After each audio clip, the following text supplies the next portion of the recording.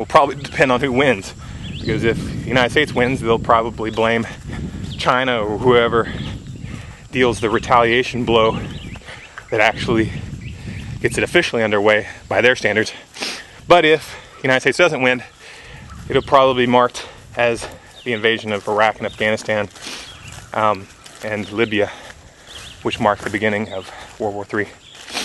Now, I can't really predict how that's going to unfold, but it seems pretty evident to me that it is underway. I think one reason people dismiss this whole idea of World War III having started already is due to the fact that it hasn't been officially announced. People have kind of a storybook idea of history, but you have to remember that World War II wasn't announced as World War II when it started. In fact, when it started, most people didn't even think that their country was going to be involved. I mean, this was all sparked by Hitler moving into Poland. He faked an attack on one of his borders, blamed the Polish people, and then he invaded Poland. If you had talked about the beginning of World War II right after Hitler had just invaded Poland, most people would have looked at you like you were crazy, because they couldn't fathom what was coming. There was no way they could tell, but all the evidence was there. People just weren't looking at it. Likewise, all the evidence for World War III is there.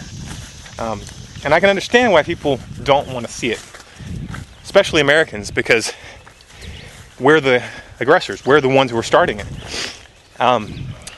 For Europeans who might feel that they're separate from this, I mean, it should be pretty clear that you're not. At this point, NATO is fully implicated. So if your country is a part of NATO, you're going to be involved in this conflict, most likely.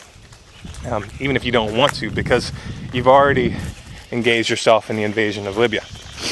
Now, just because World War III has started doesn't necessarily mean that we couldn't stop it if the citizens were willing to take responsibility. I've seen, it doesn't seem that Americans have woken up quite enough in order to do that.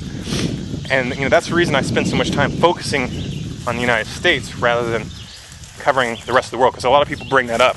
Why don't you cover every other country in the world? The answer is really simple, because we are the root of the problem.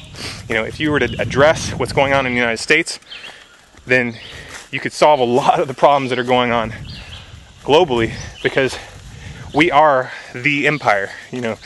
We are the center of power, and if we could stop it here, it could be a long time before it rebuilds. Now, to those people who don't like the fact that I continue to talk about World War III, who think that the act of talking about it actually makes it more likely, I would address that by saying the awareness of what's going on is the only way to stop it. If people don't realize what's happening, they're going to accept the incremental steps that lead to World War III, like these invasions of Libya, Yemen, and who knows which country is going to be next, maybe Syria.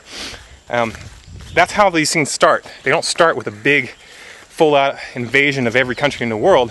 It starts by an incremental invasion of one country after another until there's a retaliation by a power that's large enough to put up an actual resistance.